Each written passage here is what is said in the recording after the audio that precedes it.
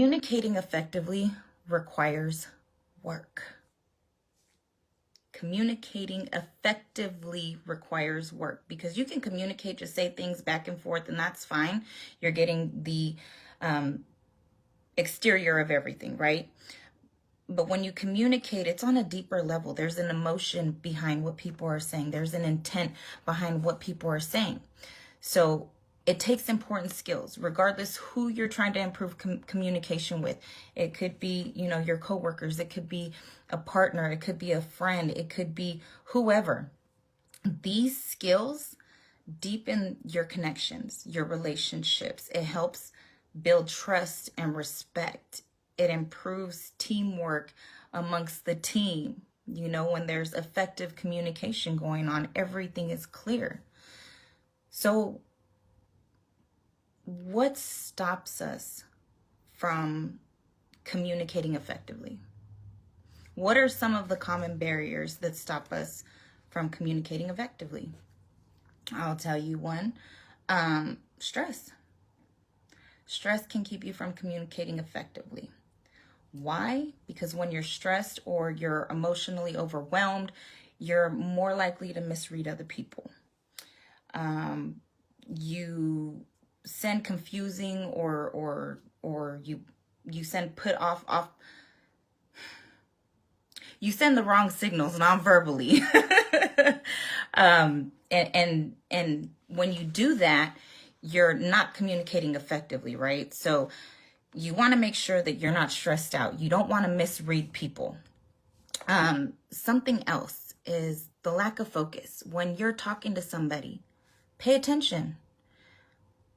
Don't sit there and look at your phone and look at your papers or read your book or, keep doing whatever it is you're doing, and then and telling this other person that you're listening when it's obvious that you're not focused on what's being said, so you're not able to communicate effectively.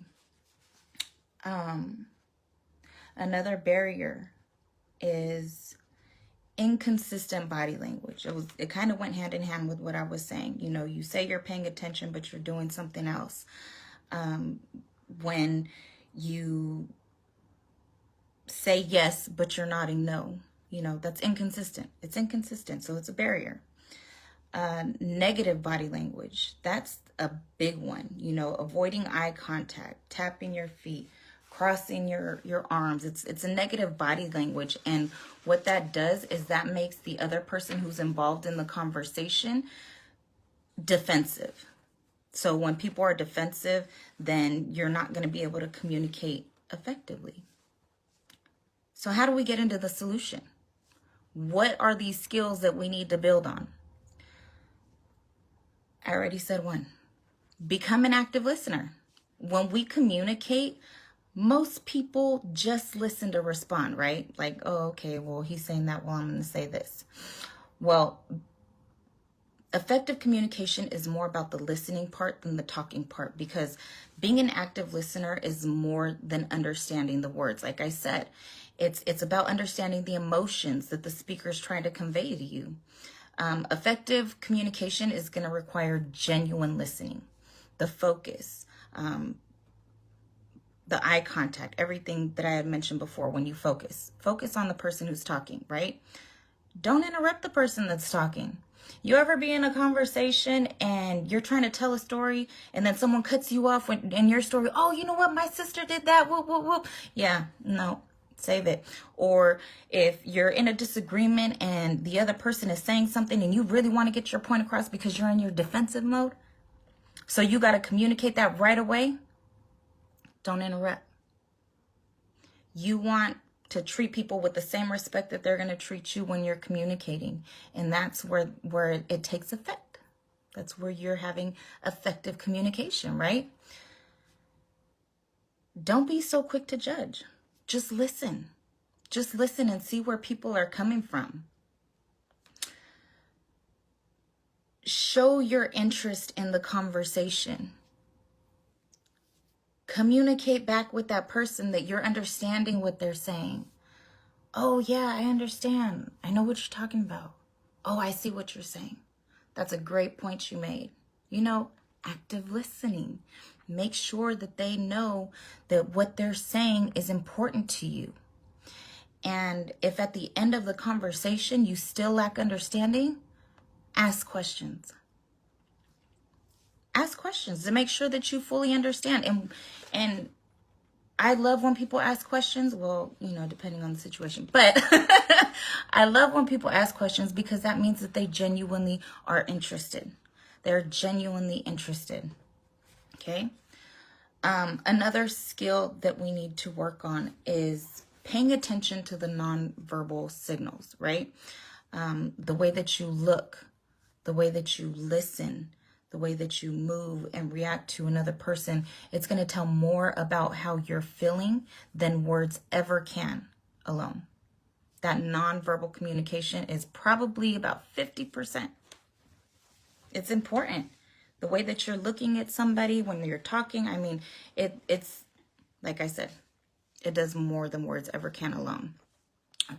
Your body language is the nonverbal communication. So this means that your facial expressions, your body movements, your gestures, your eye contact, your posture, even your tone of voice, the way that you tense your muscles, the way that you're breathing, it's a nonverbal sign. So when you develop your nonverbal communication skills, it can help you connect with others. Like I said, on a deeper level.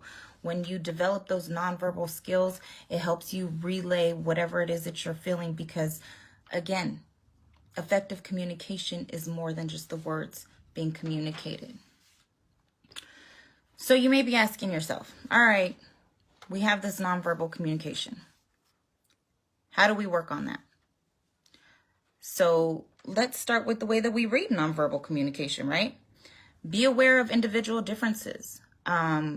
Those can be age, it can be culture, it can be religion, it can be people from different countries. You have to look at all of these different things because if you're talking to an American teenager or a European doctor or an Asian businessman, they're likely to use different nonverbal signals. So you have to be aware and be able to identify who it is that you're speaking to, right?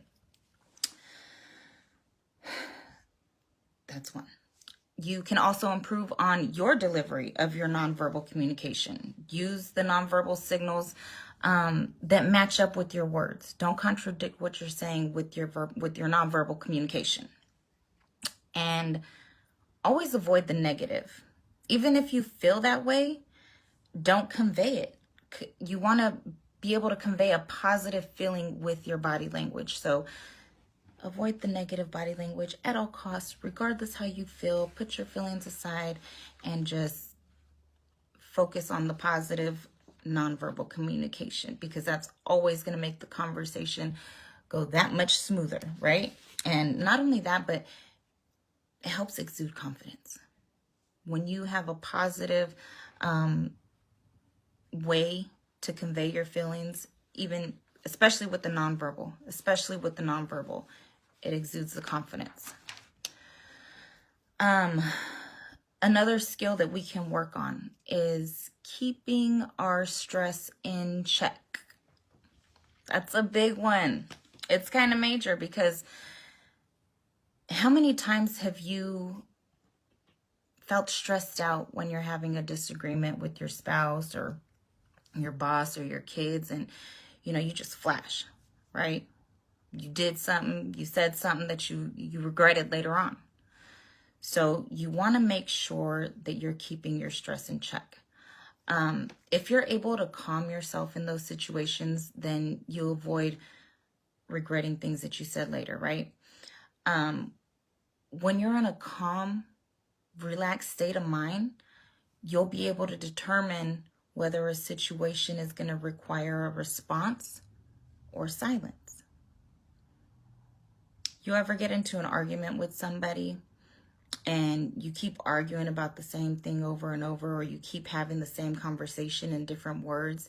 At some point, you're going to realize that a response is no longer required.